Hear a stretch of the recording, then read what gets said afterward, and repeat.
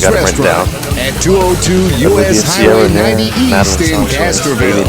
Sports for Supper, a weekly look at what's happening in area sports. And now, along with Maury Stein, Dwayne Garza, and Jeff Stivers, here's the host of Sports for Supper. Graduate.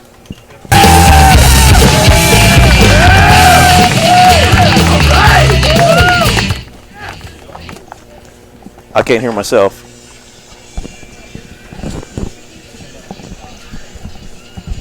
All right, good evening and welcome to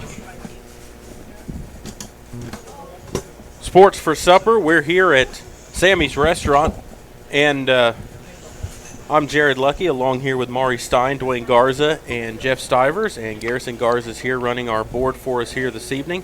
And we're going to have some volleyball players here tonight and some of the football players, and we're going to have the new athletic director, Coach Lee Crisp, is going to be here to join us later on in the broadcast. I'd like to take a chance to say thank you to our title sponsor here for Sports for Supper, Brenda Stein Photography in Castroville, specializes in graduate and family and sports photography. With their quality customer service and expertise in capturing the beauty you see in your senior and family, you'll walk away with an experience to remember. She can even customize a graduate card to celebrate your graduate. Call 210-415-9873 or visit www.brendasteinphotos.com to schedule a senior or family session today. I also like to thank Sammy's Restaurant for letting us host these shows here again this season. We had our first one last year. This is our second broadcast of the season, and one of the things to be real excited about is we got the first football game coming up this week. And guys, thoughts on upcoming week here? Well, these are exciting times right now, Jared. You have volleyball in full swing, and you have our first football game getting ready to kick off in just a couple of days. So at Medina Valley, you got a lot of excitement. You got a lot of things going on right now. Well, and, you know, the girls already in volleyball, Dwayne, are over 20 games into the season. Yeah. And played a very, very tough schedule already in a couple of the tournaments. And it doesn't get any easier for the boys either because they strap on the chin straps Friday night against the defending 4A state champ Waco La Vega Pirates. So, yeah, not only that. What you and I and Jared and Jeff and Garrison, we've talked about it before. You know, you'd rather play those games and get something out of it than some of the other ones where you just go through the motions. You're going to be in a tough battle, but you know what? It's a good measuring stick for the season coming up, and just to see how the Panthers, with the new regime under Coach Lee Crisp, how they're going to fare against a very, very quality opponent. Yeah, we're going to find out right off the bat how well this team is and what kind of coaching is the new style or whatever you want to call the new regime that's coming in. There's a lot we're going to find out this first game, and we talked a little bit off the air earlier, Maury. A win's not necessarily expectations here. There's a few things we want to be looking at. One is to come out of the game healthy and be ready for the rest of the games, and to learn a little bit about yourself as a teammate, yourself as a player, and yourself as a coach coming out of this game. Well, and we've talked about it too. There's such a thing as a quality win, but there's quality losses too. Absolutely. If you can represent and take care of business in front of your home crowd when you've got a very, very good opponent coming in, hey, that's a plus. And you know what? The buzz around this community, you know, now that we're back to some hometown cooking like we had when you put the shoulder pads on. You had local people in charge, local people, you know, running the coaching. You have that again. You have the alumnus coming back. And you know what? There couldn't be more hype for this season coming up than I can remember in a long time. Yeah, these are exciting times, and not just in football, for all the sports in general. I mean, you can look out to the end of the school year here. Even baseball, it seems like it's going to be exciting. So this whole school year is going to be full of exciting times. A lot of these teams, a lot of these programs here at Medina Valley, there's high expectations for them this year because they've done so well in the just recent last couple of years. Well, and you get so much of these tragedies all the time about, you know, school shootings and all this stuff. And this is a community that sticks together, and this is a community that, you know what, we build on that community pride of having it go down the line, and especially into high school with the athletics and everything. Exactly. That makes this community go. This is what you should be talking about in high school. Exactly. Instead of the tragedies you were just talking about, you should be talking about this stuff, the fun stuff, the stuff that bonds communities. This is the bonding you want. You don't want the bonding that comes from the other stuff. So this is what you want, and honestly, this age group that's in high school right now, with the social media and stuff that's going on right now, we didn't have this technology to share with the community what's going on and talk to them a little bit about the sports and stuff. So they've got an opportunity to let the community know what they're all about. And Jared, you know as well as I do, yourself, Dwayne, and myself, we're all different ages, and so we can relate to how it's been progressing and sometimes regressing as the years went on. Yep. Everything right now, I feel, and I'm speaking for myself, I feel like we are heading in a direction that is going to be very, very good. Yeah, absolutely. I love it. With the trends that have happened over the years, you're going to have your ups and downs, and this is one of the ups for sure. And it's trending up, and they haven't peaked there yet. And I'm looking forward to this season and some of the ones beyond this. We're going to go ahead and take a break, and then we're going to come back with some of the volleyball players. I think one of the assistant coaches, if I'm correct. Yes, that's correct. And we'll be back in a moment. You're listening to Sports for Supper, and we'll continue in just a moment. The Medina Valley Broadcast Network. Headed out to the game? Then make a stop at your local Valley Mart convenience store. With 12 area locations, Valley Mart is always right around the corner. Fuel yourself and your vehicle with quality branded gas and diesel, snacks, and fountain drinks. Always convenient, well lit with clean restrooms. Valley Mart, family owned and operated since 1984, and a proud supporter of Medina Valley athletics and area youth sports for over 30 years.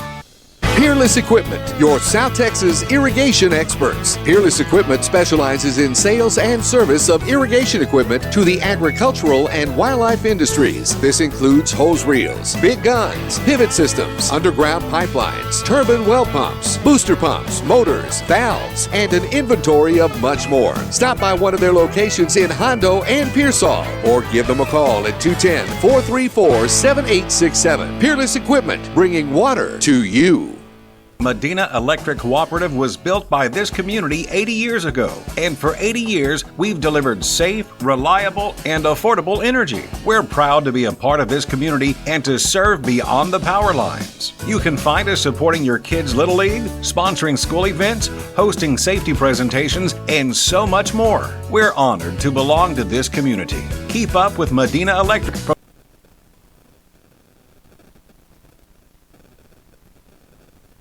You're watching Medina Valley Sports. This is the Medina Valley Broadcast Network. Welcome back here to Sports for Supper at Sammy's. I'm Jared Lucky along with Maury Stein, Dwayne Garza, Garrison Garza, and Jeff Stivers. And I'm going to turn it over to Dwayne because he's going to move into our volleyball segment of things here this evening. Yeah, we'll talk a little bit about volleyball. We'll get things started off. I know last week we talked about how deep they were into the season. Right now, the volleyball team the varsity stands at 16-12. That's a record. They're 28 games into the season, week one of school. So they've already had their fair share of games. And today we have Coach Bettis with us here today. You're new, correct? Yes, this is my first year. This is your first year at Medina Valley. Tell us about yourself. Where did you come from? Where'd you go to school? Are you local? Or how did you come about coming to Medina Valley? So ironically enough, I'm actually from Kerrville, Tybee. Oh, okay. My hometown. That's where I graduated from. And we just lost to them yesterday. We'll talk a little bit about that later on. Yeah.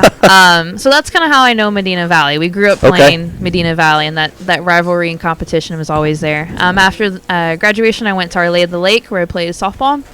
So I'm also softball coach too, and then I teach English here at the high school. I have freshmen and juniors. I did 2 years in Divine before this, so I'm kind of nearby. Yeah, okay. It's been over here for a little while.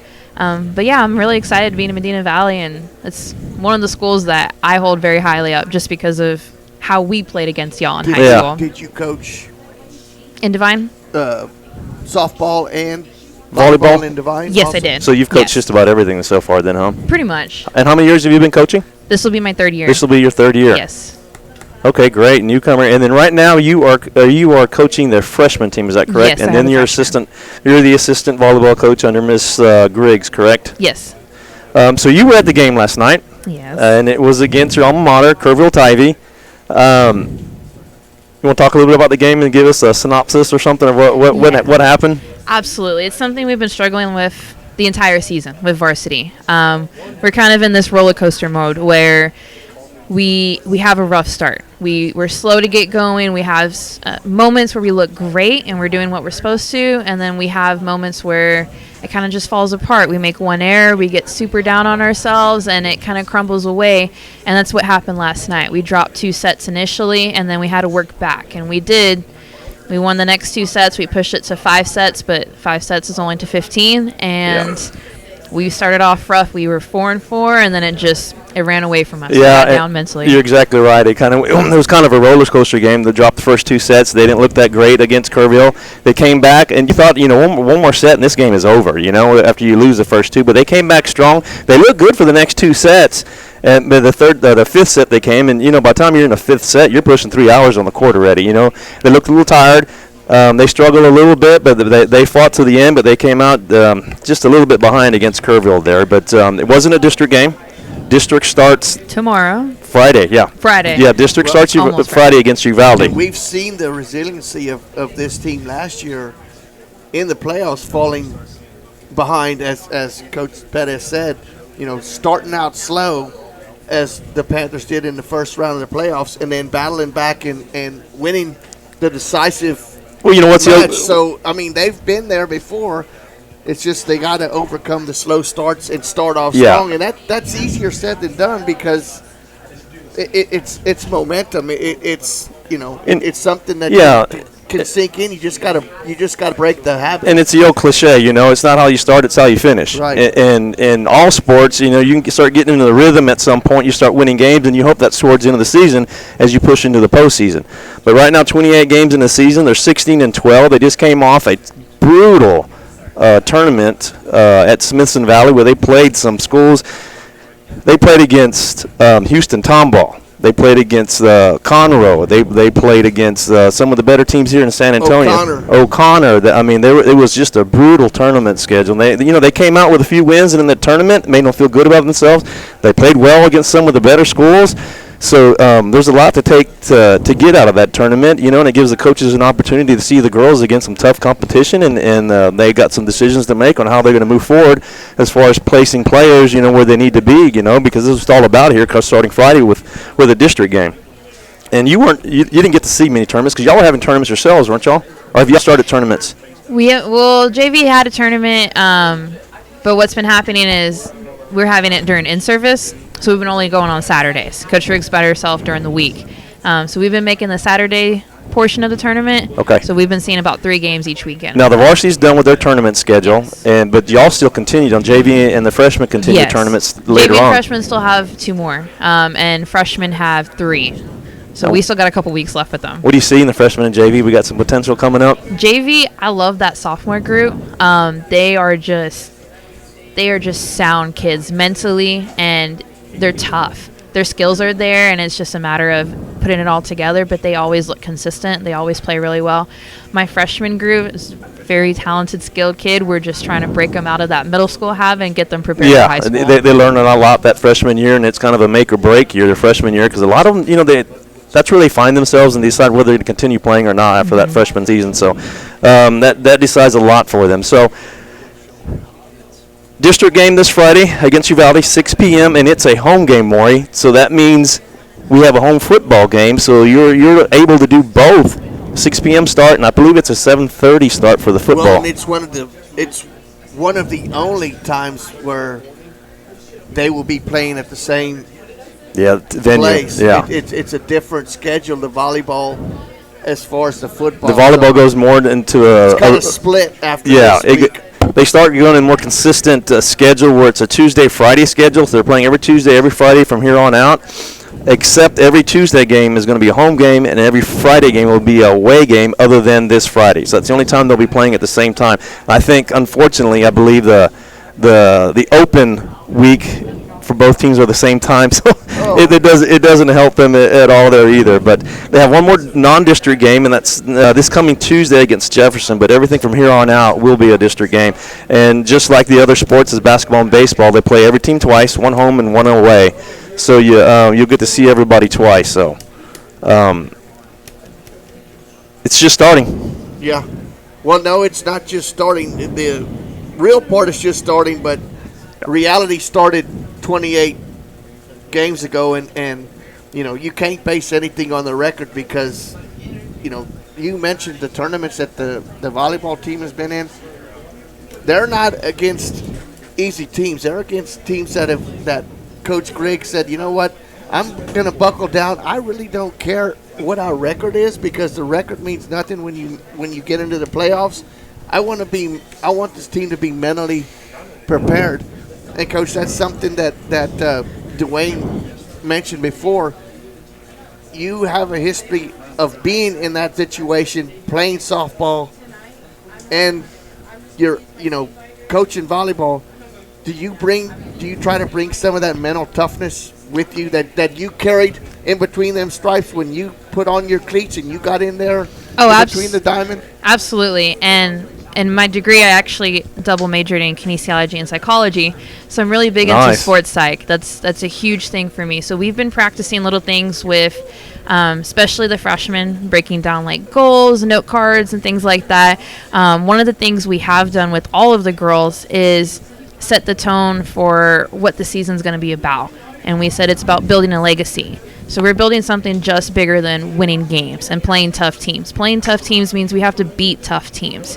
That's how we build our legacy. That's how we want people to know us for, not just for being good or for being average. We want us to be known for being, when you say O'Connor, we should be Medina Valley. Right. We want to have that label to our name. So we've been implementing some mental strategies, trying to get them a little grittier, a little tougher. And it's been a process, but from day one, from August 1st to now, we've seen the improvement, and we see how it's helping playing these harder, tougher teams that are every single point making us play our best volleyball. So it has made a difference already. I think it'll make a big difference for district, and I think it'll really help us when it comes to playoffs and we get in those times of chaos and they can keep their composure. Well, Dwayne mentioned too, and you are in that situation to where it's make or break for the athletes that you're coaching, because it's their time where they're going to decide, like Dwayne said, do I want to continue? Mm-hmm. Do I have it in me? And that's something that, as a young coach, I could just see the expression in your face, the way you explain how it is, that you are instilling them the confidence of keeping it going and stretching it out and doing what it takes to be a student athlete. Oh yes, definitely. We're big on building athletes all around, and that comes with students too, because they are students first. That's why it's student athlete. But I think these girls understand how important athletics is and how much of those skills that they learn in athletics can translate to the classroom and can translate into life. Because I tell my kids, I said, you wouldn't do this in class. You wouldn't show up late. You wouldn't not work. You can't do that in practice. Athletics is just a classroom for sports. It's the same thing. You're getting an education in athletics and in mental training. So I think they've really embraced that and they practice that. It's just a matter of doing it consistently every single day, because it is kind of a new concept for some of them, especially for my freshman group. That's the biggest thing that they have to learn, is when everybody's athletic, it's a matter of who's going to be tougher and who wants to win more. Yeah, absolutely. Well said. What do you like about this varsity volleyball team? I mean, you've worked with them for close to a month now. What do you like? What do you see in them? Besides our height? Yeah, they definitely have some height. We have some height, so that's fun running those quick sets with our tall middles. I really like this group's personality. They are very coachable. They listen to us, and they really fix when we try to tell them something. And quickly, in a game, skill-wise, we tell them to drop their shoulders, they're doing it. We tell them to close the block, they're doing it. So just being so coachable and open to suggestions is great, because half of the battle is that. But I think this group clicks really well personality-wise. Okay. People understand their roles. They understand coming off the bench, and they can get 5 to 10 touches, and they're rocking it. And then we have girls that play all the way around, but if they struggle, we have people to back them up. So I think they do a really good job of playing together and playing for each other. And growing points possibly for them to... I think our biggest thing is the consistency and mentality. If we can play every point like we are destined to win that point, it'll be great. Like it's game point. It's game point. Yep. I think when we get over that slow start and that roller coaster mode, which we've seen it goes down. It hasn't been as bad as it was, the first couple weeks. So it is getting better. When we consistently play 3 sets like that, we're going to be a dominating force. And Coach, I'd like to thank you for being on with us. We're going to have to move on to the next segment of the show. Good luck this week starting district play, and good luck in the rest of the season, and hopefully we'll see y'all back here later on in the absolutely. season. Absolutely. Thank y'all for having me. See y'all in playoffs. Thank you, Coach Pettis. We're going to go ahead and take a quick break, and then we'll come back. You're listening to Sports for Supper, and we'll continue in just a moment. You're watching Medina Valley Sports. This is the Medina Valley Broadcast Network. Nobody can design, create, or maintain your lawn better than 3D Landscaping and Irrigation. With over 17 years of experience, owner Ray Doyen and his crew take pride in their craftsmanship and service. They're fully insured, offer free estimates, and multiple references, so you know you're getting the best. 3D does landscaping, lawn maintenance, irrigation, tree installation, lighting, and more. Whether it's residential or commercial, 3D Landscaping and Irrigation has you covered. Give 3D a call at 830-985-9115 or find us online at threedlandscaping.com. Double T Outfitters offers deer, dove, turkey, quail, and exotic hunts in Southwest Texas on over 20,000 low-fenced acres. They facilitate professional guide services, lodging, and fantastic meals while providing the best in Southwest hunting. Contact Double T Outfitters to find out details about their current package hunts. Contact owner Brett Ferguson at 210-413-1597 or online at doubleThunting.com. Buying a new house means a lot of decisions, starting with where are you going to get the best mortgage? At our bank, we offer competitive rates, flexible terms, expert-friendly advice, and without the long wait you get from one of those big city financials. Make your dream home a reality. Talk with us. We're an equal housing lender. Come home to Castroville State Bank. Member FDIC. Visit us online at castrovillestatebank.com. MVBN. Welcome back here to Sports for Supper, brought to you by Brenda Stein Photography. And we've moved into the next segment here. We have some of the volleyball players along with us here, and Dwayne's going to start interviewing them. Yeah, today we have with us, we have Miss Haley Mitchell, Sierra Nair, Madeline Sanchez, and Olivia Garza. For those of you who don't know, Olivia Garza is my daughter, so we're going to grill her pretty hard today. Try to embarrass her on air. So, guys, and we'll start with you, Haley. If you would just tell us what grade you're in and what position you play. I'm in 12th grade, and I'm a right side hitter. Right side hitter. Now, what we did last 12th grade means senior. Yeah, she's a senior this year. Senior, sorry. What we did last week is, and what we want to do is, we're trying to get the community excited about volleyball, maybe get them out to see some of your games and want to listen in when we're broadcasting. So we're kind of educating them on the game a little bit. So I'll ask you to explain your position. What do you do, Haley? What is your job? I hit at the net. You hit at the net.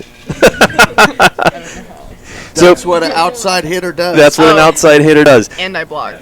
And you're a blocker. So you're the result of a pass and a set, yes. Correct? And it's set to you. And is there a number or something that you call whenever you're asking for a hit? I actually call a letter, and I call C. So you call what does C stand for? It's like your position, or it's just what we call it. Sometimes schools call it 9. But we call it C because it's just easier to yell out. Does it depend on what side of the court you're on? Yes, so you have the middle blocker, and I'm to the right of her, so it's gonna be a C. But if I'm on the other side of her, we either call a 5 or a 4. And the middle would be what? A 1 or a 2 or a 3. Okay, and Haley, you're in a rotation. Who do you rotate with? I rotate out with Maddie Sanchez. Okay, you rotate out with Maddie, and when she comes in, she is coming in as a setter or Yes. coming as a setter? We'll look to that in a little bit. Tournament play that you guys just had. I know it was brutal. Just give us some highs and lows. What game were you really excited about winning, and which game do you think we probably should have won? We were really excited to play Harlan. I think we could have played a little bit better and had higher energy, but it was still a good match. And for those who don't know, Harlan is actually in our district, and Harlan is not only one of the better teams in the district, but they're one of the better teams in the city, if not the state. So they've got a tough volleyball program. I think we talked a little bit about them last week, how they're what they are is a 6A program hiding in 5A right now because they're getting ready to move up in the 6A because of the size of their school. So they're a tough school, and we had some really tough matches with them last year. And we're hoping to come up on the positive end this year against them. But we've got 2 district games coming up on them, against them coming up, and I'm sure that's one they'd like to win. So I'm going to turn the mic over to Miss Sierra Nair.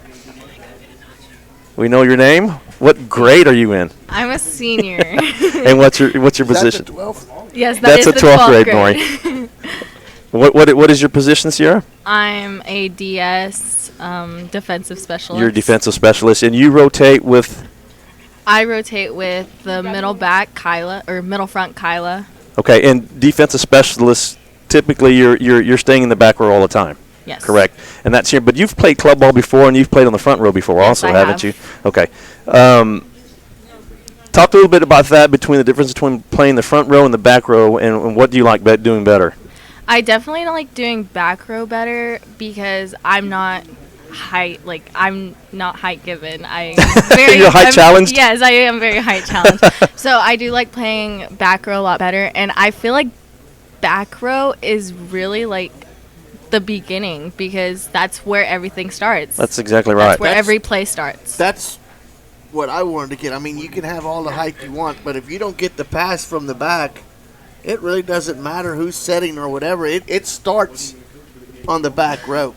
The back row, to me, is just as important as the big gals that are standing up at the net. Yeah, and there's a lot of responsibility for the back row because when not just a serve that's coming really hard, you've got to get that ball up and pass it to the setter.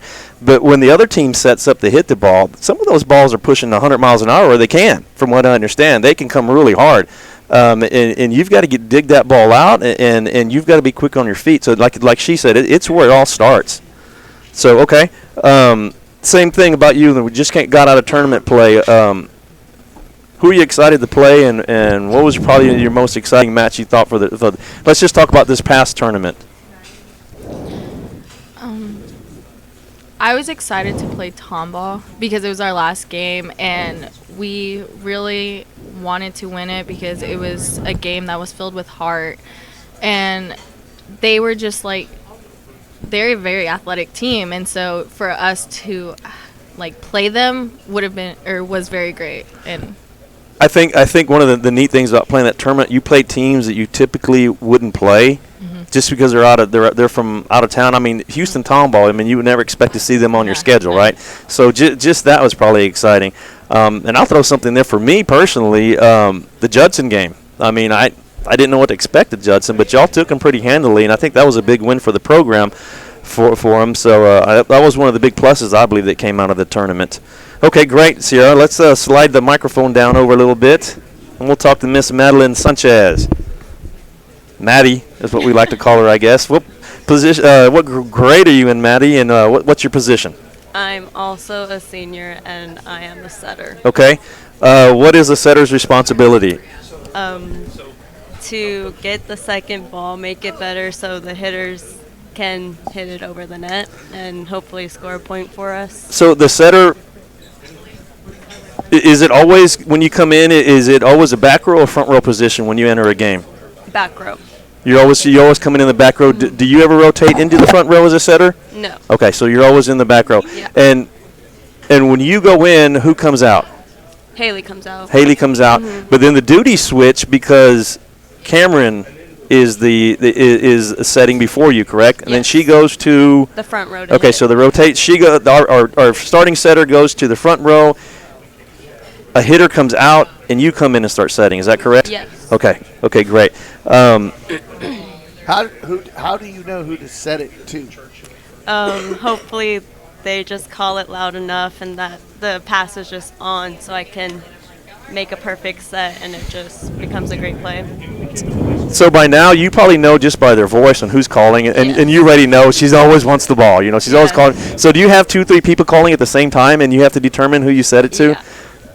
And how do you determine that? Is it by where the ball is placed, or how good the pass is to you? What helps you decide where to set the ball? I decide by how good the pass is, and I make sure, like, if it's on, like, I'll set our middle or, like, a quick set. But if not, like, I won't force it anywhere. I'll just set what's easiest. And you have to, I mean, one of the things about the setters is that you got to cover a lot of ground. Yeah. Because the second touch is yours after the pass or whoever receives it. And if it's not in your area, you've got to cover a lot of ground to get to the ball, or you have to do what? Call help and hope that someone else takes it. And anyone can step up and do that, correct? It's just not someone else that has us come up and try to get to the ball. Okay, great. Talk a little bit about your team and your teammates this year as opposed to other teams, because you've been through the program since your freshman year too, right? No, since my sophomore year. Since your sophomore year. Okay, so you moved in your sophomore year? Yes. Okay. Okay, so what are your thoughts about your teammates and right now, especially this senior year as opposed to the last 2 years? I feel like we're close. Like, we're great at talking. Maybe not when it really comes to the court, but other than that, like, we just have a great relationship. So do you guys hang out during school still? Sometimes, yes. Sometimes and stuff? Okay, so that's I guess that's kind of key about playing well, is, you know, if you really know your teammates inside and out. Okay, great. Slide the microphone down unless y'all have something for Maddie. Well, this is going to be a tough interview here, Maury. You want to start her off or something? Go ahead.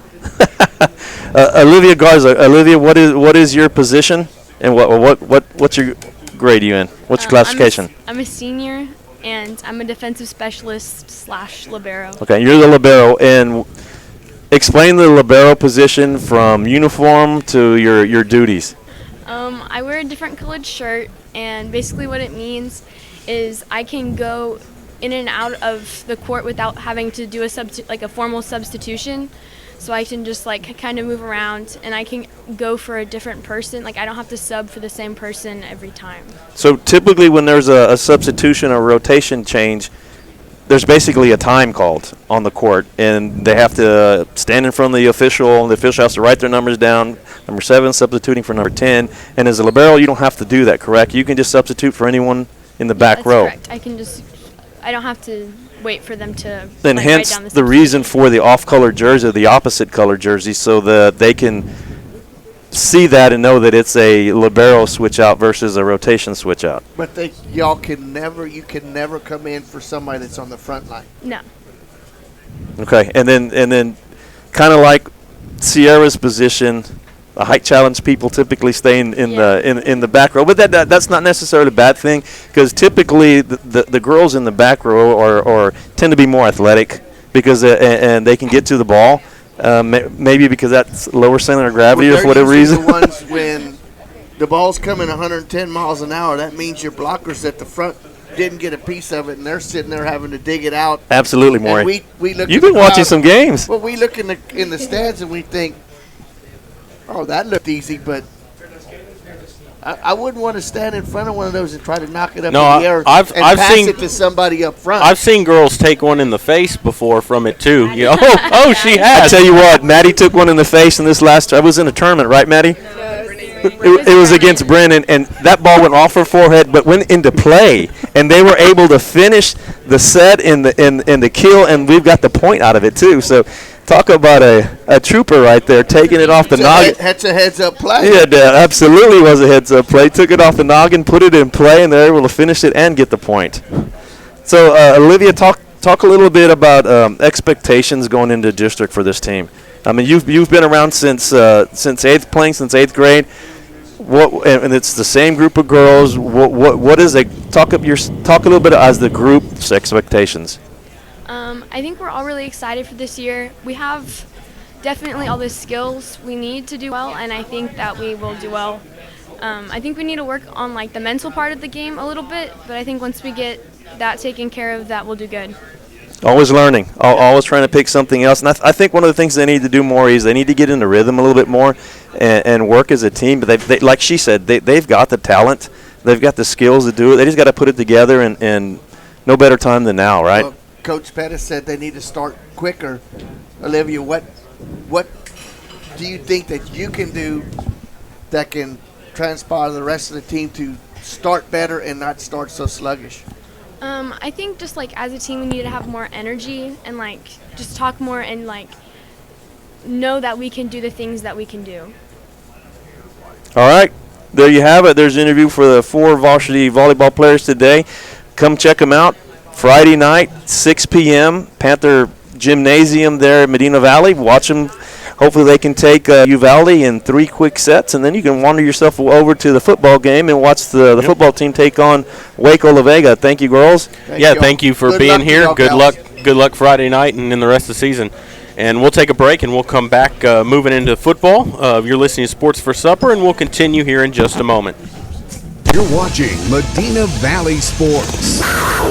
This is the Medina Valley Broadcast Network.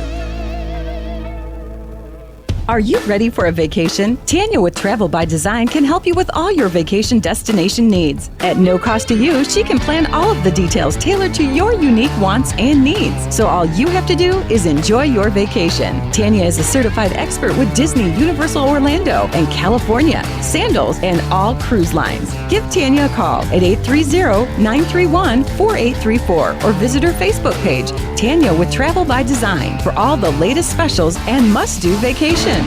Tondre Gwynn Funeral Home in Castroville, Texas, has been providing funeral services to families in the Medina Valley and surrounding areas for many generations. Tondre Gwynn Funeral Home is proud to support the broadcast by the Medina Valley Broadcast Network for the athletes and students participating in this event. Go Panthers! Tondre Gwynn Funeral Home, Castroville, Texas. You may view obituaries at Tondre, Tondre-Gwynn,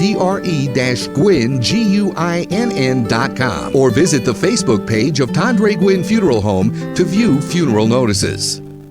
Headed out to the game? Then make a stop at your local Valley Mart convenience store. With 12 area locations, Valley Mart is always right around the corner. Fuel yourself and your vehicle with quality branded gas and diesel, snacks, and fountain drinks. Always convenient, well lit with clean restrooms. Valley Mart, family owned and operated since 1984, and a proud supporter of Medina Valley athletics and area youth sports for over 30 years. This is MVBN, the Medina Valley Broadcast Network. And welcome back here to Sports for Supper, brought to you by Brenda Stein Photography. And we have moved on to the football segment here, and we have the new athletic director and new football coach, Lee Crisp, on here. Thank you for joining us here this evening. Glad to be here. And let's start with you played for Medina Valley. Now you're the head coach at Medina Valley. Kind of give us a little background on how you got to be where you're at right now. Well, I mean, had some great coaches growing up. Jay Patterson and Charlie Newman stick out in my mind. Coach Black, a lot of those guys. And I knew early on I wanted to get into education, and it seemed like a good route to get to do the coaching bit. And so when I graduated from A&M, I started student teaching at MacArthur, got hired on there, and 14 years later, as I tried to get out here, it finally happened. My wife and I settled out here and started raising our kids out here, and so I knew this was where I wanted to be, and so I came on staff about 2 years ago with Coach Souza, and it was, it just fell into place. In April he took off, and I don't know, lucky man, I guess. And so you're taking over the program now. What are some of the things that you wanted to change coming into this season? What are some of the biggest changes you want to make moving forward with how you want to run the team? I don't know if there's a whole lot of change. Okay. But, continue going in the same direction of, right. Hard work, just getting better every day. And I guess the biggest thing I want to instill is what got me into coaching, I guess. the lessons I learned as a player here, and you know, just the community, family, hard work. You know, that's what I want to be able to pass on to the guys that we have here, and you know, hopefully they enjoy it as much as I enjoyed it. And you know, if a couple of them want to get into coaching after it's all done, you know, I maybe have done my job. Hopefully they'll get a job where they maybe get paid more for the work they do. But you know, and you talked about what did you want to instill in it. Maury and I talked earlier about the tradition. The tradition is making a full circle. It's coming back, and you know, we're glad to have you. And are your thoughts maybe bringing that back in some of the old ways, or in a coaching style, or how do you see that happening? I guess the focus on. Because I mean, some of the players talked about you showed the championship game to them. Yeah. Was that part of it? Yeah. I mean, yeah. We watched the old Pumpkinheads video. Yep. I was a Pumpkinhead. You know, that was. I watched that, and I can't remember who gave that to me a long while back. I was working with Mike Honeycutt, who used to coach out in Hondo. And, yes. You know, he may have been the one that gave it to me, but we're growing so fast that I think we lose.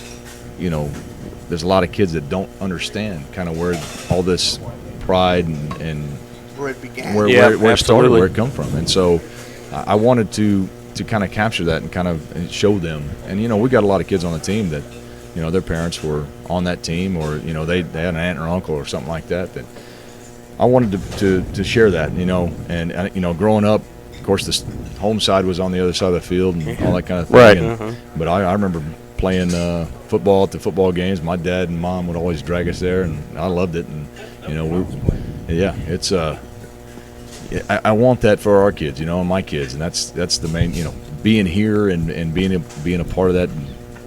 My kids growing up here, that I wanted to instill that same thing, or you know, to kind of help get that going. And Coach, I can remember, you know, you mentioned two coaches that I admire greatly, and that's Coach Jay Patterson and Coach Charlie Newman. And when I was fortunate enough to be in the booth watching you down there playing linebacker, there was never a time at halftime that me and my partner wouldn't say, we're going to get it fixed after halftime, because those two gentlemen down there know the game, the X's and O's better than anybody that we've ever been associated with. And what you're trying to do is the same thing. And what people don't realize about you, Coach, is you have the record, or may still have the record, for tackles of a linebacker in a single season for Medina Valley. And you know, I wasn't aware. I don't know if you're aware of that. I was kind of like I always thought I was a mediocre player. Well, my mom loved me, but evidently everybody else loved you too. And I that's something that goes. But you know, being a football fanatic and being part of this area for my lifetime, I cannot speak for the community saying we are glad that we have a local feed back in there, and the buzz around it, Coach Crisp, is that everybody's excited, and hey, the reins are yours, and ride them. I'm certainly glad to have the opportunity. And you know, you talk about Coach Patterson and Coach Newman, and X's and O's go a long way, but I'll tell you what those guys did that I've really tried to take and make my own when I, you know, in my coaching career, is that they coached kids and they coached their hearts. And you know, I remember playing in Divine. I think I was a sophomore, and I can't recall what it was that I screwed up, but you know, we went into halftime, and Coach Newman, he gave me a look, and man, I did, you know, I about dropped into tears just because I knew I disappointed him. And when you can do that with a look, just transmit that much information without having to say anything, you know, I think then you're doing a heck of a job as a coach. And that, you know, if we can do that as coaches here, we're going to be all right. And you know, we got a bunch of great kids, and hopefully that's something that we can kind of carry on. We got great coaches here too. I mean, love the guys that hung around, and we hired some good ones. Yeah, and a quick note on that too. I was there at the parents meeting. Obviously, my son's on the team, so I was there for the parent meeting. And one of the things that stood out to me is we started talking about the transition from the old regime that left, and then you guys that came in. You said that we kept the best coaches. And a lot of people chuckled, and you were serious about that, and you made a point. No, I'm serious. I truly, and I love that comment that you truly felt that you kept the best coaches. Right. Well, and it wasn't a shot at anybody that left. Right. Exactly. We had some guys that got promotions and moved on and got head coaching jobs other places, but the guys that stuck around, the guys that are on staff, man, they want to be here. They love it. They are in it for the community. They're in it for the kids. And they're the kind of guys that coach hearts, and we hired some youngins, and we're going to train them up and get them doing what they should be doing, and but I meant that when I said it, that the guys that we kept around are both Moreno brothers. Coach Herb's been here forever. Heck, he taught me freshman English his first year here, I think. So he's very experienced. But Coach Garza, being an alum, Coach Shearhart, another guy that's an alum here. We've got a lot invested here, and we want to make it great.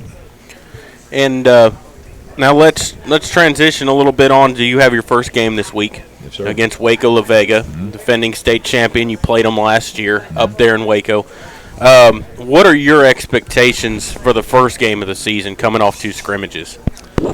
I expect to come out and compete. We got a great test ahead of us. They're good. Oh, they're yeah. Big, they're fast. They didn't win state, by mistake. Right. And that's not a bad thing to be able to be tested this early on. Last year, I remember this. I was working the defensive line. I saw some things out of our linemen on the defensive side that they grew. In one game, they turned into different people, and. It's one of those things where you don't know who you are until you really get tested, and mistakes that you make and those kind of things. We preach this all the time right now, is that you don't get better by doing right. It's when you mess up and you can see what happened and you can correct that mistake. That's how you get better. And so that's kind of what we're looking at. We're going to see what we can take out of it. Whatever the outcome doesn't define our season, doesn't define who we are. We got 3 games to get ready, and then when district hits, we need to be moving. But I love having a great opponent come down here on our field in our house, and we're going to give them what we can. Yeah, I know that's one of the games. When you see that on your schedule, first game of the year, you think, hey, there's 9 more games after this. I know, like, my dad and a lot of people around had that game circled, like, hey, Waco La Vega's coming here. Like, that's a big deal to have a team like that come down here and get to play them. Yeah. Well, all 3 of the non-district games, you're going to have Bernie coming in, and then you have Hondo coming in, that they're highly ranked this year also. So, last year, Coach, it was a 1-score game at halftime in Waco. Mm-hmm. I mean, y'all had them,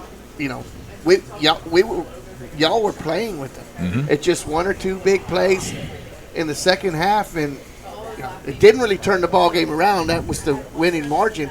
But what we saw, and we talked about it on the way home, just the learning period in that one game was tremendous. Yeah. I mean, nobody quit. I mean, they were fighting till the end.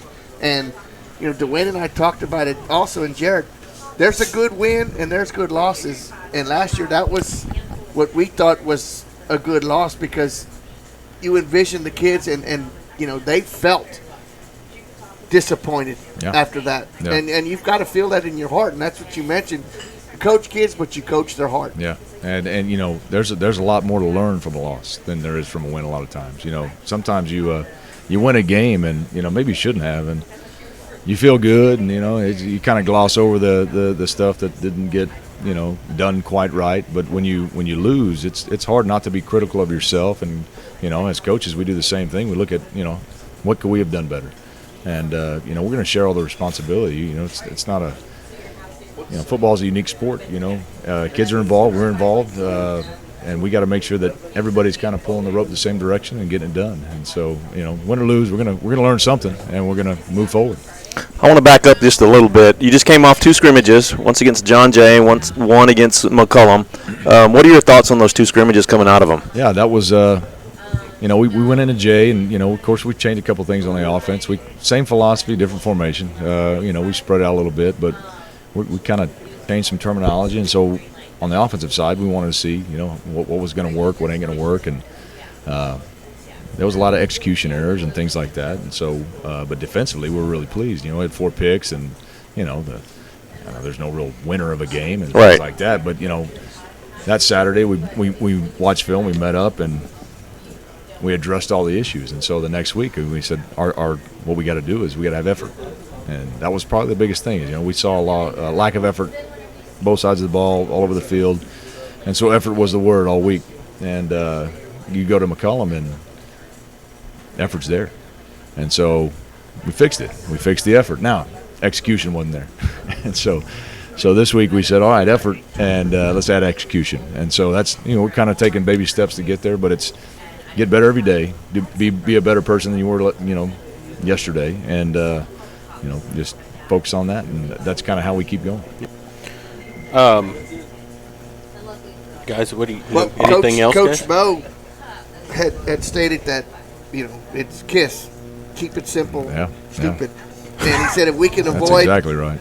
If we can avoid the big play, and there was one big play that McCollum had, and I was running the scoreboard and the clock, and I could see him, and I could swear there was just steam, and that, you know, that's the intensity that you like to see in the coaches, because it upset him too. Sure. And he never. When the defense came off the field, he never raised an issue, never said anything, got them all together, explained to them what the situation was. It never happened again. Yeah. So that's, you know, it's one of those things. No one's going to go on that field and make a mistake on purpose. Exactly. Everyone's going to give the very best effort that they have. And, you know, a lot of times giving the best effort sometimes doesn't produce the best results. And it comes down to execution. And we understand that. And, you know, we're okay. You know, we make mistakes all the time. And I tell the kids, hey, if you're going to mess up, do it 100 miles an hour. And if you're doing the wrong thing, at least you're going 100 miles an hour, and then we'll fix that bit. You know, it's you know, that's what coaching is. You know, you fix the mental errors, but, you know, effort's something you can give all the time. So, yeah. Well, first of all, I'd like to thank you for joining us here again. Good luck to you this Friday, and in the season coming up. We're all looking forward to it, and hopefully it's a growing season from last year. So I appreciate it. Yeah. Good luck. And we're going to take a break, and then we're going to come back with some of the players that are going to be here, and we'll interview some of them. You're listening to Sports for Supper, and we will continue in just a moment. Thank you. You're watching Medina Valley Sports. This is the Medina Valley Broadcast Network.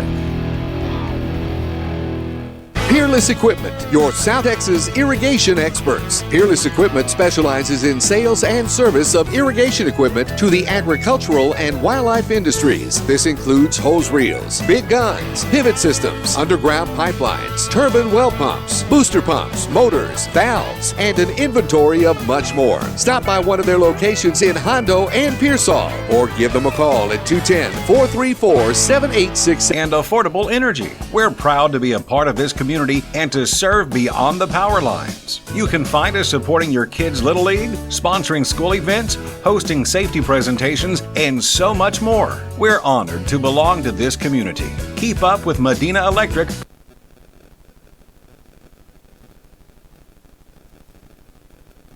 Nobody can design, create, or maintain your lawn better than 3D Landscaping and Irrigation. With over 17 years of experience, owner Ray Doyen and his crew take pride in their craftsmanship and service. They're fully insured, offer free estimates, and multiple references, so you know you're getting the best. 3D does landscaping, lawn maintenance, irrigation, tree installation, lighting, and more. Whether it's residential or commercial, 3D Landscaping and Irrigation has you covered. Give 3D a call at 830-985-9115 or find us online at threedlandscaping.com. MVBN. All right, welcome back to Sports for Supper, and we're here with we got 4 of the football players here with us, and we're going to start down on the end here. And if you'll say your name, your grade, your position, and we'll go from there. I'm Grant Snyder. I'm Grant Snyder. I play middle linebacker, and I'm a senior. And Grant, you started last year for the Panthers at middle linebacker also. What are some of the things that you want to improve on from last year to this season? I say I want to eliminate all the mental errors, because physical errors will happen, but if we can eliminate all the mental errors, we should be in good shape. And you've got a tough team coming up this week. How have you prepared for that? More of a mental preparation for this game. Watched a lot of film. They have some big linemen. Some of them can't move too well, and we plan to hit them fast and hard. Go ahead, Maury. Well, taking back from last year in Waco, what changes do you think the defense needs to make? Because you're going to see the same offense, speed versus size. What do y'all think y'all need to do on the defensive side of the ball to keep the game close and let your offense take control? We need to come out hot and quick. I mean, they're obviously very fast, so we have to eliminate the big plays and get the ball back for our offense. A lot of times last year, you and Taylor were making a lot of tackles, but what we were seeing where they were 6 or 7 yards past the line of scrimmage. Do y'all feel y'all need to make a little bit more contact up closer to the line of scrimmage? Oh, yes. We can't be giving them 7-8 yard plays every down. We got to limit that to maybe 1-2 yards. I saw Taylor smiling too. Y'all kind of understood where I was getting at. But, I mean, that's just speed. That was something y'all couldn't prepare for last year because you've never seen it before. Now you know what to expect. Is that a positive going into this Friday night? Absolutely. I mean, we know we've been there before. They've lost a few players, but they still have some returners, and so we're ready for it this year, I believe. You know, Grant, one of the things you said was eliminate the big play. Last week, Coach Mo was in here, and he stressed that. One of the things we got to do is eliminate the big plays. Is that something that he stresses to y'all daily, or that's something that now is in your mind? That's all you think about? Oh, yeah, it is. I mean, it's locked in there tight. You give up the big play. Well, their offense, they live on the big play. They're not going to pound you and pound you. They're going to try to throw the deep ball with one of their backs with their speed. They're going to try to use it. So if we don't give that up, we should be good. So in the film you've watched, that they throw quite a bit? Oh, yes. So they're a throwing team? Deep balls. Okay, so our secondary's got to be manned up pretty good then, huh? Yeah, And with some help over the top. What's that? All right, well, let's slide the microphone down. All right, name, number, position, year, grade, year. I'm Taylor Weir. I'm middle linebacker as well, and I'm a senior, and I'm number 21. All right, and I know Maury talked about the game last year and what you needed to do in that game, but I'm going to ask you the same thing I asked Grant. What are some of the things you want to personally improve upon from last year coming into this season? I would say probably just getting to the right gap. Last year I was a bit slow. I was always too fast. I wasn't patient enough, and so my reads would always be wrong. So if I could eliminate those and attack the gap, I should be good. And what have you done to mentally prepare for this team coming up on Friday? I've watched film a lot as well. Mental reps. I look at the plays that the coaches have drawn up for us that they might or will run. And so just a lot of studying. Right. I could tell just by the way you answered that first question of how determined you are, because not too many times will a player just come out and say, hey, I was out of position. I was not prepared last year. I didn't read my gaps. You came out and said the right thing. That tells me and the people that are listening that this year you're mentally prepared and you're ready to make amends for last year, and no more tackles 7 yards from the line of scrimmage. You're going to make sure they're for -2? Yes, sir. Like that. Yeah, absolutely. So you're the middle linebacker. Y'all use Mike linebacker. Is that what y'all call it? Is there how many linebackers are on the field at the same time? 2, or in some cases there will be 3. The 3, and then the secondary will, I guess, modify also after that. Just 2. Yes. Okay. Who makes the calls? Who gets the defense, and who makes the calls from the sidelines? Grant Snyder. Grant. He's the head of the defense. And who's giving you the signals? Coach Mo. Coach Mo is? Okay. The defensive coordinator. And I don't know. You got anything else? Or are we going to move down? Move on down. Slide it on down. Yep. Same thing as everyone else. I'm Wesley Pardo. I'm a slot receiver, and I'm a senior. And we saw you last year run fairly often. Being a slot receiver, are you going to be more in the passing scheme this year, or are you still going to be running the ball some? I'm going to be doing both. Both? Yes, sir. And what are some of the things you want to improve upon coming into this season? I just want to execute and, have more, not have any physical errors and less mental errors, too.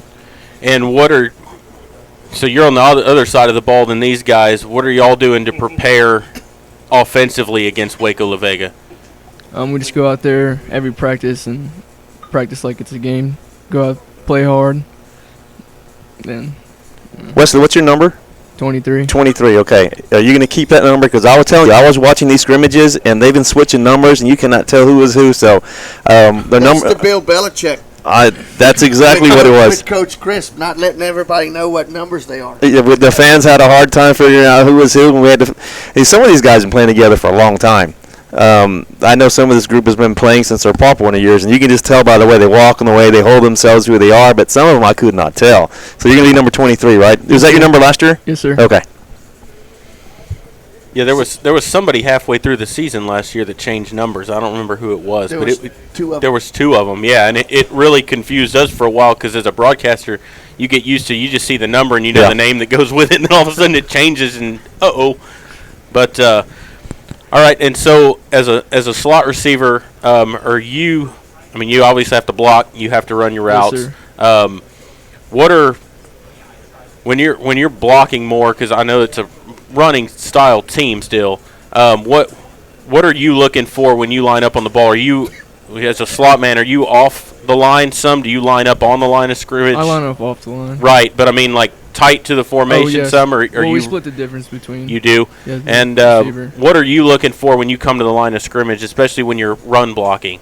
Well, I see if he's head up on me or not, or he's more inside of me. See what I can get a good position to go block him or not. And as somebody who's outside the play, especially if the run's coming your way, it's very hard for a receiver, I would imagine, to not hold because it's, as that play goes around you. What do you do to try to – is there anything you tell yourself to try to tell you, like, hey, hands off now or anything like that? Well, I just go until the whistle blows.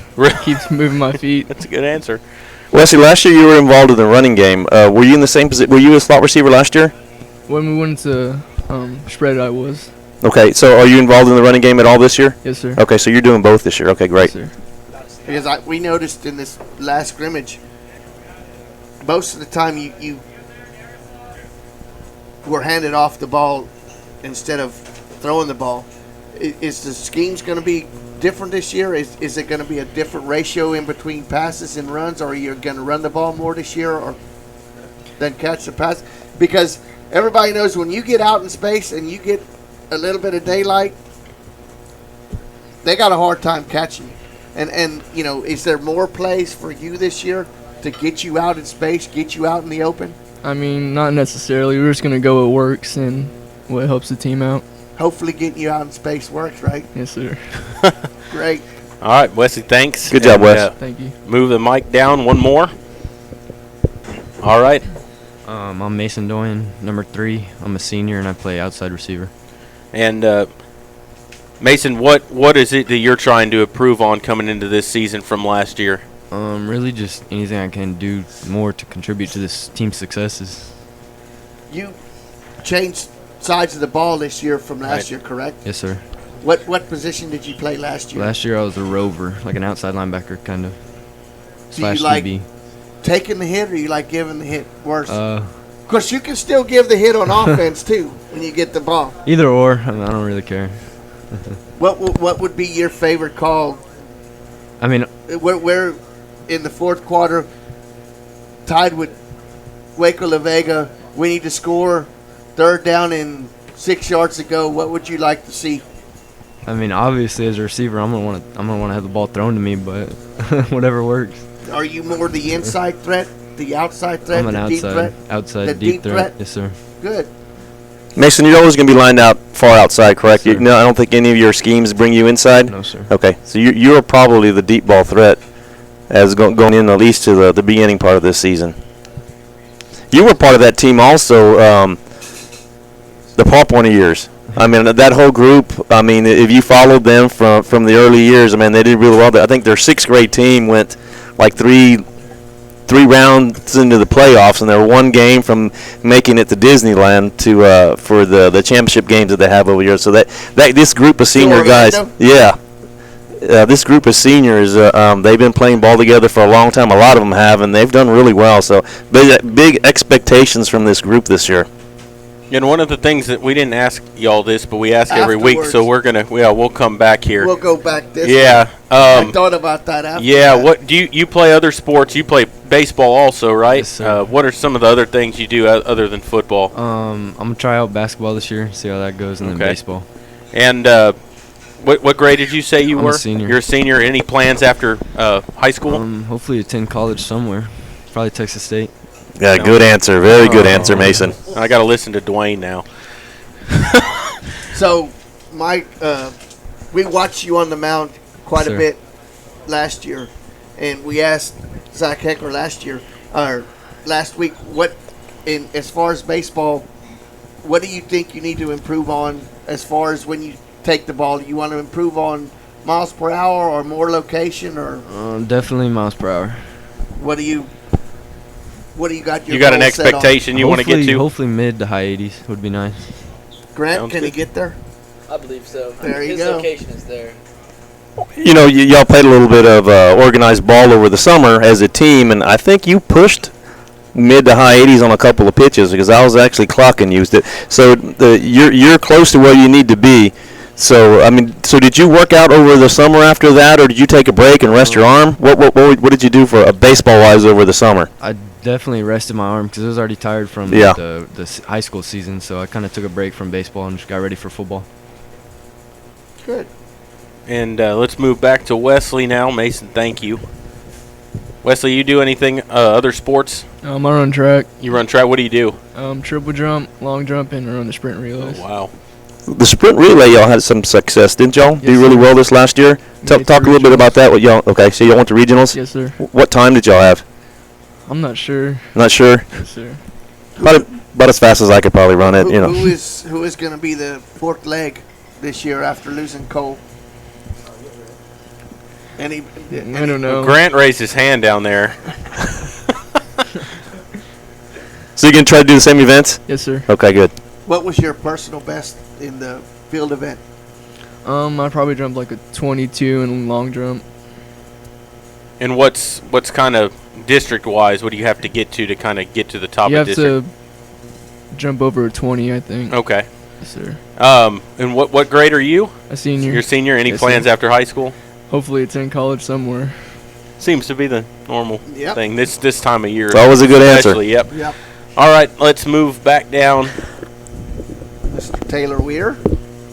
And do you play any other sports? I took a break last year, but my sophomore year I played soccer and I ran track as well. Oh, okay. So hopefully this year I'll do the same. You're going to do that again?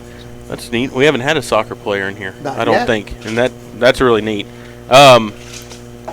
What is some of the when is soccer season in Medina Valley? Because I know there's a lot of people in the community who don't know, because I don't even know when they play. It crosses in between. It's like baseball, between track and. Okay.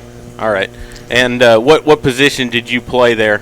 Last year we kind of switched quite a bit, so I was defense mainly. But You were we switched defense? across Okay. the field. And were you like a center back, or were you like a right back, left back? Where did you play? Center. Center back. That's pretty. I mean, you're calling out everything that's going on, and Sophomore year, we have what's called a sweeper. And Okay. It's right in front of the goalkeeper, and Okay. you have a person in front of him. Oh, So okay. we would usually switch. yeah.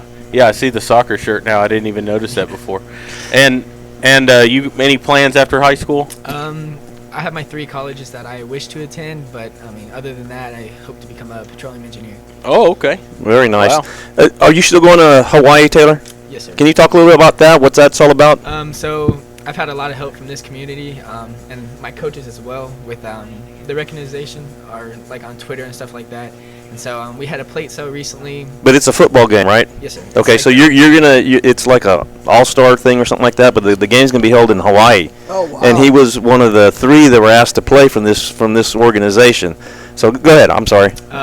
The plate sale that we had recently, a lot of the people from our team, the school, and just people out in the community came and helped. We raised about $2,500.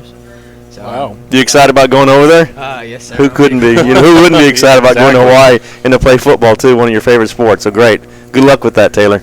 Yes, exactly. And Grant, we know you play baseball, but anything else? You do any other sports other than baseball, football? Yes, I run the hurdles and track. Okay. And 110. Lower, 300. 300. Okay.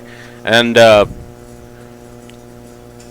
mean that's pretty. I mean, you're a linebacker. You got to be pretty quick still. I mean that's a. Well, and you look at football now, and it's more linebackers are a lot faster than what you used to see around there. It's more of a big speed thing now, and also you're a what, Jeff? Linebackers were fast back in my day. Oh, don't lie to me. Don't lie to me. So you're the catcher, right, Grant? Yes. Any expectations or anything about getting on the mound again? So I remember in your earlier career you threw a little bit. I mean, we definitely have another good catcher, Tyler Mangum. So I mean, if I get the chance to get on the mound, he could definitely catch me. Good.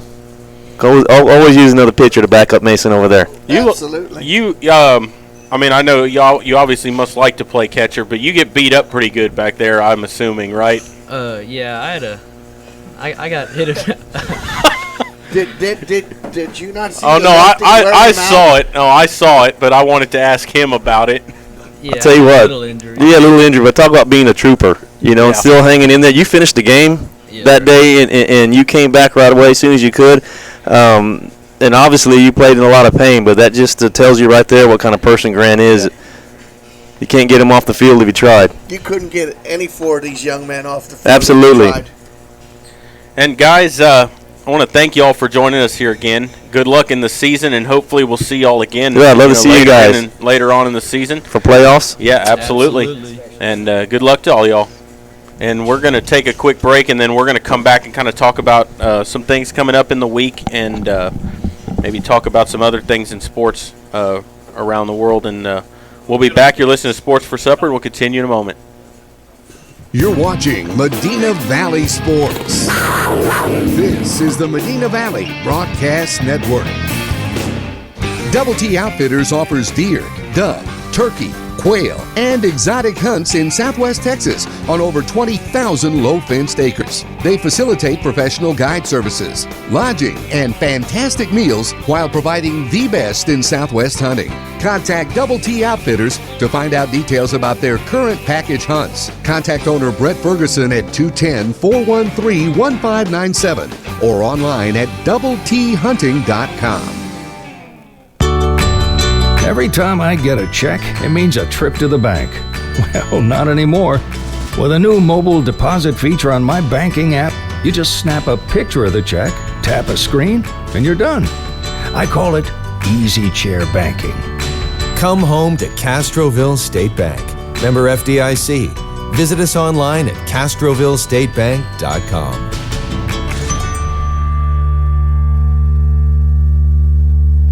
Headed out to the game? Then make a stop at your local Valley Mart convenience store. With 12 area locations, Valley Mart is always right around the corner. Fuel yourself and your vehicle with quality branded gas and diesel, snacks, and fountain drinks.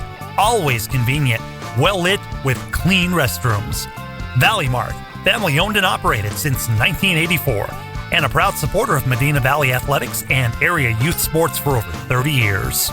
This is MVBN, the Medina Valley Broadcast Network. Welcome back here to Sports for Supper, brought to you by Brenda Stein Photography. And we just talked to volleyball, football. We had some of the players, assistant coaches. We had the new athletic director, Lee Crisp, on here. And, guys, we've got the Waco La Vega Pirates coming into town for our first broadcast of the season in football this year. Friday night, it's a 7:30 kickoff, so we'll be on the air about 15, 20 minutes before kickoff.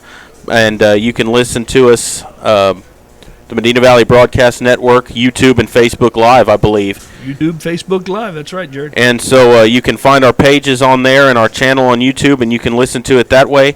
But we will be on live bringing you that game. And, guys, I'm pretty excited for the season coming up here, especially after talking to the coaches and players. You know, they have some big expectations and exciting season coming up. They should. I mean, you know, even though there was a coaching change, they finished last year, I would think, with a chip on their shoulder. You know, I think we all sat here on Wednesday night before that playoff game, and we listened to them, and they were pretty confident. And I'd almost say they were a little overconfident. And I think now, after that game, there was a chip. You know, they understand that they went into that game and didn't really have the playoff experience, didn't know what to expect. I think now getting back to the playoffs has got to be a huge goal for them. Not only getting there, but getting there and winning a game or two. Yeah. Some games. Well, they weren't the only team in a district last year that went into the first round of the playoffs. I think the whole district went in there overconfident. Yeah. Because you know, we've been looking at, you know, first round games against Cal Allen and the teams from down south, the powerhouses, you know, and for some reason I think the whole district kind of overlooked District 25 5A last year and went in there, and I think only one of the teams Kerrville. Kerrville was the only one that won a game. No, Alamo Heights did too. I think they got beat, Maury. No, I don't remember. Kerrville was the only team that won. But anyway, all four of our teams on paper should have won those games, and we came away with whatever it was, 2-1. I thought that would do the best would be Bernie Champion, and they got beat. Absolutely. Kerrville-Tivy. Champion was on a roll. Kerrville-Tivy came back from a 30-point deficit. Them and Alamo Heights were the only two teams that went to the second round. Yeah, and you know, it was a shocker, I think, for everybody last year, and you know, one of the goals that these kids set for themselves was to make sure they got back, you know, to the playoffs. And, you know, it doesn't necessarily start Friday night, but I think it does in a way. So you want to prepare yourself just like you prepared yourself last year. Well, we all know what's coming into town on Friday. I mean, there's what it is what it is. They're one of the best teams in the state. You hope you compete against them. You may not necessarily get a win. You hope you do. Dwayne, here's what's coming into town. A 4A team. Yeah. We're a 5A team. That's right. We should win every game. That's the mindset. That should be the mindset. I don't care if they won state. I don't care if they won state 5 years in a row. We should go into every game as a larger school, and we should go into every game with the mindset that we're going to win the game. That should be the mindset. That's what Medina Valley football used to be about. Well, that should be the mindset every week. It doesn't matter who you play. Yeah. Now, they are. Give them their props. They won state. You know, hey, y'all beat Hondo, whoever, you know, 4A schools. You did whatever you needed to do to win the state title. Congratulations. But you know what? It's a new year.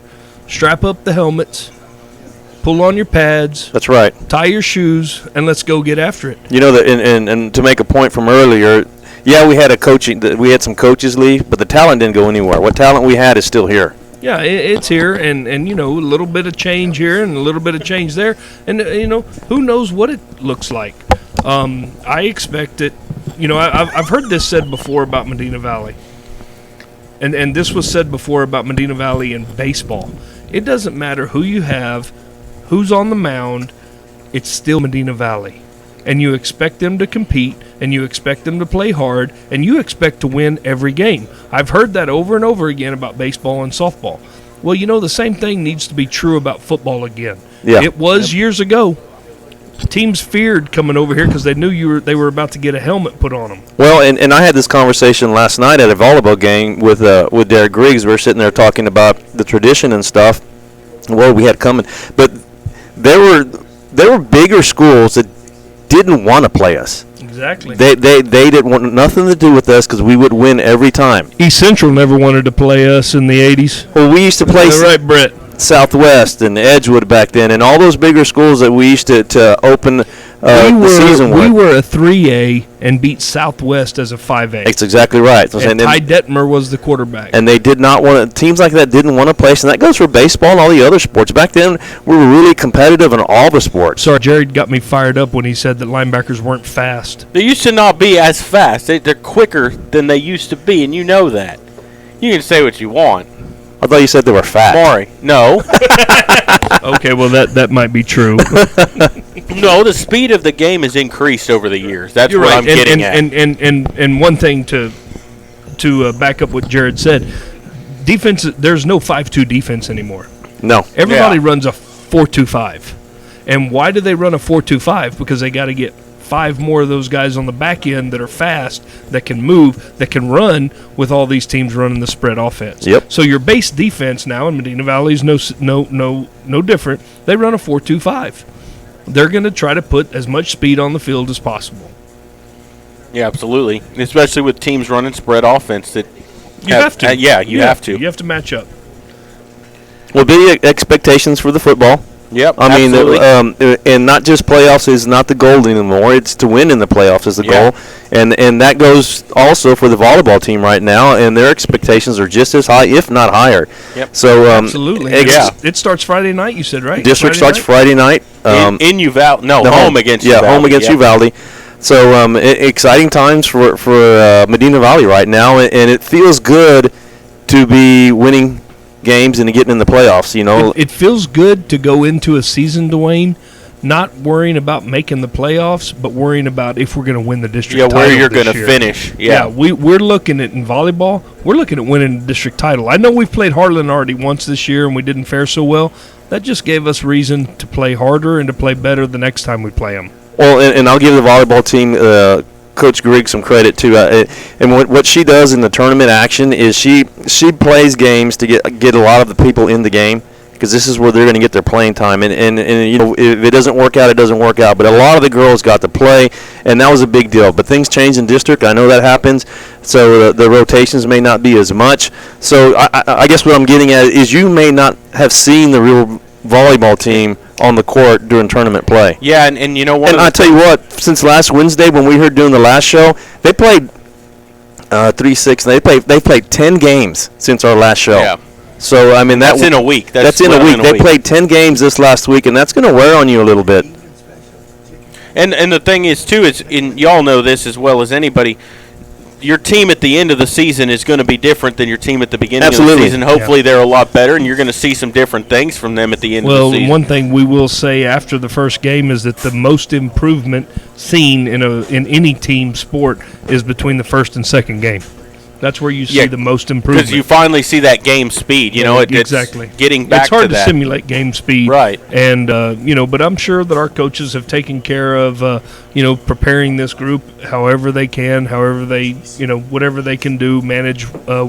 And same with volleyball. I mean, God, I haven't been to a game yet. I'm excited to go to a game, and we will try to broadcast some games. It's going to be tough with our new setup that we have right now until we get it all figured out. But we definitely want to broadcast as many games as we can, and Dwayne will be on the call for those volleyball games. Yeah, I'll do quite as many as I can. They will be video, so we're looking forward to getting out there and seeing some of the. We've got a young lady that has committed to Clemson University. I mean, we've got talent here, and it's fun, and people need to get out there and watch them. Well, and I got to commend Dwayne and Jeff for doing the volleyball, and as good a job, as great of a job as y'all did, because try to do that once myself. Volleyball is so fast, and y'all kept it very, very interesting and exciting for everybody to listen. And I'm like you, Dwayne. I think the video just adds more to it to get more people involved in it and to understand the game. It helps you understand the game, and there's terminology involved with volleyball, right? And it's stuff that we're not typically used to. So while we're talking about it, you can see it, you have an idea what's going on, you can get into the game better, you can understand it, and it makes it more exciting. Yeah, and that's what MV Broadcasting Network is about. Getting everybody involved, everybody understanding what's going on, everybody on the same page, and And what a better time to do it? Well, yeah, when we're we've got expectations, we're looking for playoffs. We've got to thank our sponsors. I mean, this is all possible. We improved our equipment. I got Jared a nice case to finally carry the equipment. He didn't have the polka dotted suitcase anymore to carry his set of equipment. We're trying to we went to this new system where we bought some new equipment. We can't do that without the people advertising. Yep. And one of the advertisers that we really need to mention is Brian and Carrie McCool. And, they stepped up. They've sponsored again. And they didn't want a commercial, but we're going to talk a little bit about their business. Dwayne, would you talk a little bit? IMS Metal Fabricators, I mean, they do a great job. They do a lot of local work, and they would do work all over the state, and they do custom metal fabricating. So hats off to the McCools and his family, and his dad, his brother, his wife, all of them that run that business. And they're one of the local business. They've been supporting volleyball for the last couple of years. So hats off to those guys for supporting our talk show. They support the whole broadcast, and they are both alums. That's exactly right. Valley Panthers, and they understand how important things like these are to our community, and we want to thank them.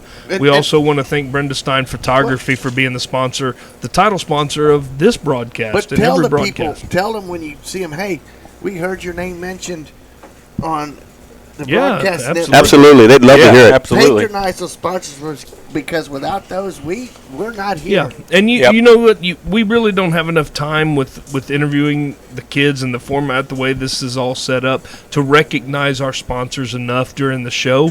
But you will hear from them, and you will see them and talk to them or hear more about them when we have our first broadcast Friday night. Yep. Yeah, absolutely. And thank you for all of our sponsors, especially thanks to Sammy's. And Maury, what's the special? Sports for Supper at Sammy's. The weekly special is the 3 enchiladas.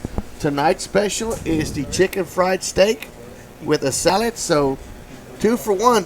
Two of my favorites: the chicken fried steak and the enchiladas. I can tell you that every year over St. Louis Day, the enchiladas are on special. Yep. Because I eat the plate out there, and then I get 3 enchiladas every year on Sunday. I couldn't tell you if it's a good thing or bad thing, but I ate here 3 times last week. At nachos one night, enchiladas the other. It's hard to get past enchiladas when you're ordering stuff. And you can set you can set your time clock to the first weekend of hunting season. They're going to have the sirloin steak special every opening weekend of hunting season. You can write it on the calendar because the hunters are coming through, and who does not want to eat a beautiful steak the night before you go to sleep and you're getting ready to be Fred Bear and hunt that big buck? Fred Bear. But not to mention one of our biggest show sponsors that makes it just about to every show to be here in the studio audience, Brett Ferguson. And with Double T Outfitters, and he was just telling me that he's got some openings for dove hunters, and opening day is Sunday. If you're looking for a spot to go hunt some doves, he's got them scouted out. Yeah, and that's what makes it nice about that. He does all the scouting for you, so he knows where they're at. He can set you up. He can get you on a good time. Whatever hunting you want to do. I would like some dove and dumplings too. Boy, that sounds good. Do away with the doves and just throw dumplings in there. And not necessarily. And the big deal is the deer hunting with Mr. Ferguson. I mean, Dwayne, tell us how he set you up last year and what he found for y'all. Well, as an outfitter, he found us a hunting lease, and that was a great thing for us. And it was probably one of the best places I've ever hunted. But he has individual hunts going on. He can set you up with management hunts, trophy hunts, exotic hunts. He can do all kinds of hunts with you. Where is your lease at now? Well, we're hunting down in Batesville right now. That's the second year in a row? Yeah, for our second year. But he's got an outstanding place out towards Del Rio. I don't know how many thousand acres it is, but he has all kinds of hunts out there, and he's got some very competitive pricing. I went out there with him for a few days a couple of years ago, and all the hunters were very excited about the place and the quality that he got him on. So some great hunting there with Mr. Brett Ferguson and his outfitting service. Is he a good cook? Well, the good thing, he doesn't cook. Oh.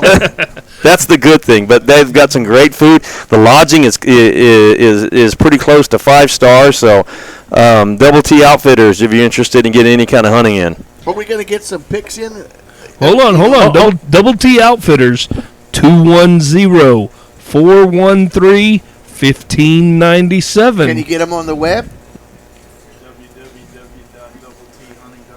www.doubletehunting.com. There you go. Thank you. He'll hook you up. I guess we want to transition a little bit. We got some other stuff we want to talk. We didn't have community corner today. You know what? Dr. Rohrbach was really upset that he had a called board meeting at the last minute. They had a budget, and evidently the budget meeting went a little long. And he texted me and said he was really upset that he couldn't make it. But we will have community corner not next week, because we will not have a show next week. Right. But we will have one the following week. Next week we will have sub-varsity and just to football clarify that, we're not doing the show because the football game is on Thursday night at Bernie High School, and I believe the JV and freshman game is on Wednesday night. That's why we're not. That's why we're not doing it. The show. Yep. Exactly. So we'll transition and we'll talk a little bit about other football. Oh yeah, let's do a break real quick. Let's take a break and recognize some of our sponsors, and then we'll come back and talk about some college football or fantasy. And we'll be back in a minute. You're listening to Sports for Supper, and we'll continue in just a moment. You're watching Medina Valley Sports. This is the Medina Valley Broadcast Network. Peerless Equipment, your South Texas irrigation experts. Peerless Equipment specializes in sales and service of irrigation equipment to the agricultural and wildlife industries. This includes hose reels, big guns, pivot systems, underground pipelines, turbine well pumps, booster pumps, motors, valves, and an inventory of much more. Stop by one of their locations in Hondo and Pearsall, or give them a call at 210-434-7867. Peerless Equipment, bringing water to you.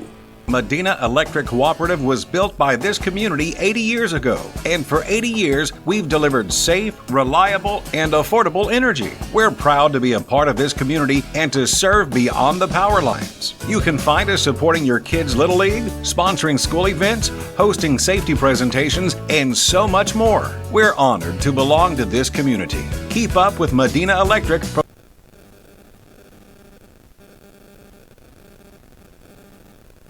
Nobody can design, create, or maintain your lawn better than 3D Landscaping and Irrigation. With over 17 years of experience, owner Ray Doyen and his crew take pride in their craftsmanship and service. They're fully insured, offer free estimates, and multiple references, so you know you're getting the best. 3D does landscaping, lawn maintenance, irrigation, tree installation, lighting, and more. Whether it's residential or commercial, 3D Landscaping and Irrigation has you covered. Give 3D a call at 830-985-9115 or find us online at threedlandscaping.com. This is MVBN, the Medina Valley Broadcast Network.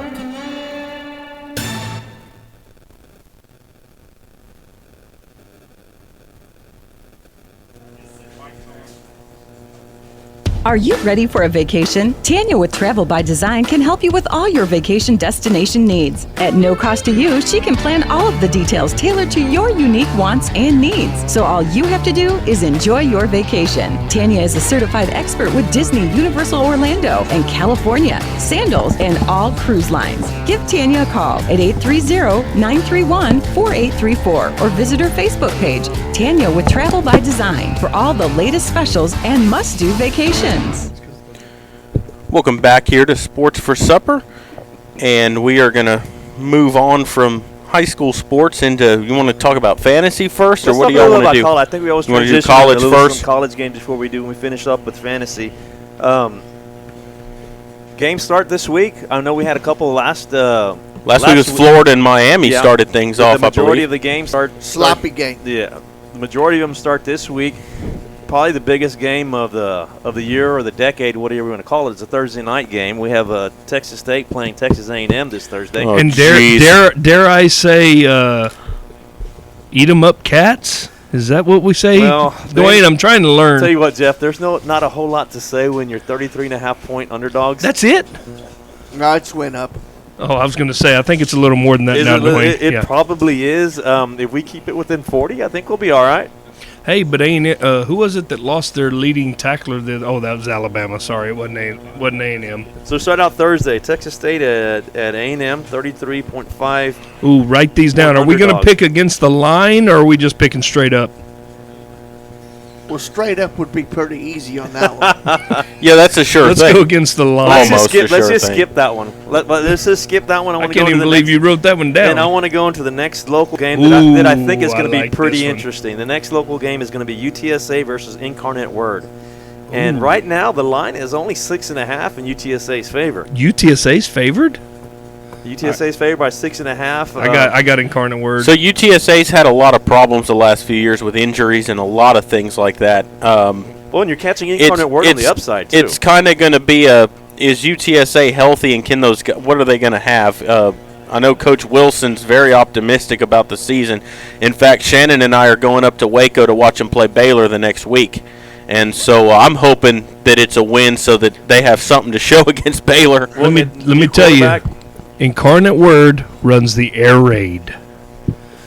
There's a Mike Leach disciple coaching them. They will score. They're going to score a lot of points, and I've got Incarnate Word. Straight up. That would be a big upset, especially for the FCS fans out there. Absolutely. I will have to side on the other side with the Roadrunners. I would have to go to the Roadrunners also. But You writing these down? Yeah, I'll pick. I got to go with UTSA because I'm an alumni. Ooh, so I'm the only one taking the Cardinals. Jeff. All right. Well, next game. Next game we got. With Texas and Louisiana Tech. Texas is 20.5 point favorites in that game. Texas covers that. Texas covers easy. Yeah, if not by more. I mean, I would. Well, They I always would think so. start off slow, but I don't think this No, year they will. yeah, I think Texas is out to prove a point. I think that 20.5 line is not enough. You know, I think it's gonna be, halftime. It'll be covered. Yeah, it'll be covered at Yeah, half. and the thing is, Texas, you actually want to run up the score. You almost have to at this point. You know, you can't. I mean, if you want to keep your rankings and whatever have you, I mean, you've got to hammer Louisiana. We all Tech. got Texas, I think, this week. You know, and the rest of the local matchups or the Texas matchups are all playing FCS teams. TCU. Yeah, we're not play- going to. Yeah, TCU against University of Arkansas Pine Bluff, Baylor at Stephen F. Austin, Texas Tech at Montana State, UNT at ACU. So But Montana State might give Texas Tech a game. They made new coach. You never know what, working out the kinks. Montana State's one of the top-ranked 1AA schools, so, they're no slouch. They're no They're ACU, though. They're FCS. They're not They're not Division II. They're FCS. So Right, they're 1AA. I still call it 1AA, Yeah. so next game. Alabama, 34.5 point favorites over Duke. Probably know what's going to happen there. I'll take Cutcliffe in the 34 I was going to points. say, that's a lot of points. I'll and take David The Cutcliffe. Dukies are gonna and not Duke let has them been cover playing well. Duke Alabama's has been gotta do the playing same well. thing. I'll take Duke But as Saban well. don't care. I'm going to take Duke. I'm Maury's taking got Duke. Duke. Jerry Yeah. and Jeff. Oh, and Jared, too. Are we doing this? Or is this over the spread? Because Yeah. straight up, Yeah, Duke's no, getting over the spread, over their the butt spread. kicked. Over the spread. But yeah, I'll take Ooh, Duke with Dwayne that. went with I'm gonna go Alabama. Alabama with more than 35.5 points. All right. Okay, since this is opening week in college football, we have a Sunday game. Houston at Oklahoma. That's Maury's favorite. I'll take Houston. I will, too. 23 points is 23 way too many. Way too Houston's many. got a new Houston's coach. quarterback Yeah. is solid, and Dana Holgerson, coming from West Virginia, Can knows how coach. to play Oklahoma. He can coach. I would not be too shocked if Houston don't win that ball game. Here's a little deal, too. I don't know how many of y'all watch College Game Day Saturday, but a lot of those guys on College Game Day were picking Houston to finish in the top 10 Well, that's what I said. I at the end of wouldn't the be season surprised if they because don't- of their schedule. If they don't take Oklahoma to the wire, I give Oklahoma the victory, but I don't think they cover. I don't either. Yeah, I feel the same way. Yeah, I think we're all on the same page there. Oh, and then going on with the rest of the weekend, since it's Labor Day weekend, we have a Monday game, Notre Dame at Louisville. Never cover the spread. 19 points. Ooh. Never. I don't think they so. cover it. I got Louisville. No, Brian Kelly team is going to play down to their opponent. Well, no and not matter only what. that, I look at They Notre never cover the spread. No. I look at Notre Dame having a down year this year because of the big disappointment last year. They get into the playoff and they get shellacked. And right now, by a much better Clemson team. yes, obviously. But they had a better record. They expected to play them closer, and they were the independent coming into that game. They could have played them closer, but I cannot root against them. My dad is a big Notre Dame fan. He hopes they go 0-10 so they fire Brian Kelly. Yeah, I don't think that's going to happen. No, but I it don't won't, see them but- having as good a year as they did last year. I see Notre Dame covering. The other big ranked teams: Georgia playing Vanderbilt, 22 points. LSU playing Georgia Southern. Georgia and LSU. Yep. I got them both. Yeah, and LSU Well, playing there's Georgia another, Southern. I mean, Clemson's playing, but they're not playing. They're playing Little Sisters of the Poor. Yeah. Clemson? I don't remember. But I who mean, they're they're playing. 30-something point. I didn't even see the line on that one, Maury. They're 30-something point favorites. Yeah. And I mean, it's not a little school, but it's a well-known school. Yeah. Nope. Well, I mean, and I don't know if Clemson's playing Georgia Tech. Yeah, I don't know if Dabo Swinney comes out and can handle Well, Georgia Georgia Tech's run Tech's- attack. Well, that triple option Georgia that they Tech run. And may cover that 30-something points. I'd It's have in to go with Georgia, Death Valley too, but though. I'd have to take the they points. they can. What are the points, Jared? They can squeeze the air out of the ball in a game like that. I'm not looking at the spread here. I'm just looking at the. It All don't right, have it on here. Guys, we're at 8:41. Okay. We need to go ahead and get our fantasy report and wrap this Wrap it up. up. Well, Maury, I think most of the teams are being drafted if they haven't already.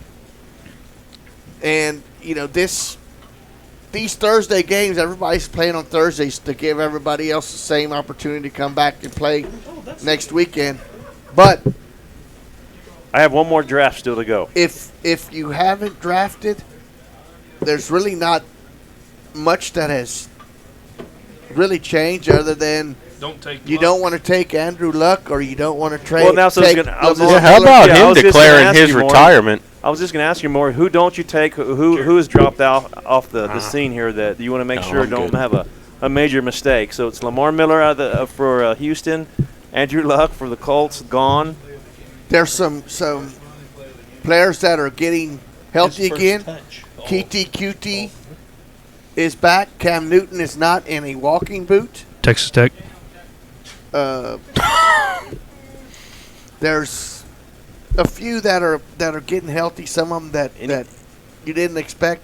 You Anybody- still got your holdout. I was gonna say, I would not draft. I would not Melvin? draft Melvin Gordon. I think. You don't think he'll sign? I don't think he'll sign. What about Zeke? I think Zeke will. Jerry Jones But said I- today that he will be on our team. But I hope that they don't give in, that they don't make him the highest paid running back, because I don't think he is the best running back in the league.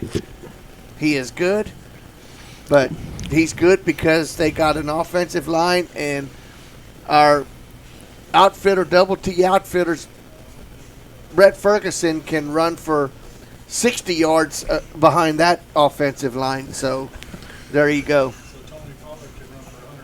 So Tony Pollard should run for 100. But no, just some sleepers.